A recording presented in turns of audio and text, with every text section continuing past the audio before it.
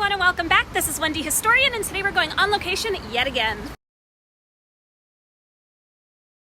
So One Thing was the third single off of One Direction's debut album, Up All Night, and the songwriters, which include this familiar face, my name's Billy Bob Billy, confirmed to us years ago that the song originally started out as two separate songs that were later merged into this highly infectious pop anthem. Now, despite the fact that they were a British-Irish boy band... He's Irish. Did you know?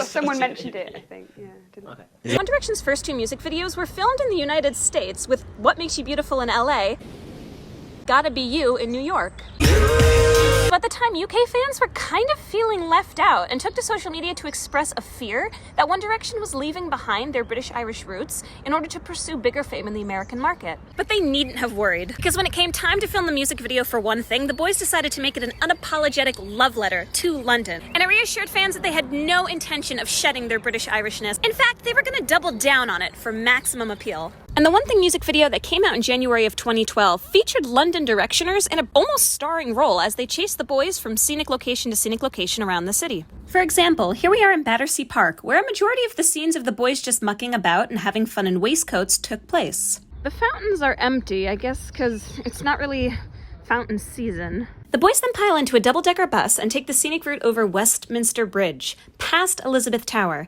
Yes, Elizabeth Tower, because a fun fact, Big Ben is not the name of the clock or the clock tower, but the bell. The boys then disembarked here at Trafalgar Square to do some light busking with fans. And actually, Trafalgar Square is a really popular place for buskers to perform. Way too many people in the Addison Lee. And they wrap the whole thing up with some nighttime shenanigans here on the south side of the Millennium Bridge, which some of you might recognize from the Harry Potter movies. Now, fascinatingly, this music video was part of the start of a huge British cultural fever that swept the globe in 2012 and 2013. Between Sherlock, Adele, Doctor Who, Ed Sheeran, the 2012 Summer Olympics, and of course One Direction, social media, particularly Tumblr, was flooded with a surge of so-called tea-aboos. Tea-aboo was a word that applied to people, but mostly young women in fandom spaces, who romanticized British culture to such an extent that they would take on British lilts to their speech or incorporate British iconography into their personal sense of style, like the red phone booths, or the Union flag, or those t-shirts that used to say, "I love boys with British accents." You had the t-shirt, you can't lie to me. One of the things I remember most clearly about this time was an article that came out talking about how strong the UK economy was in 2012,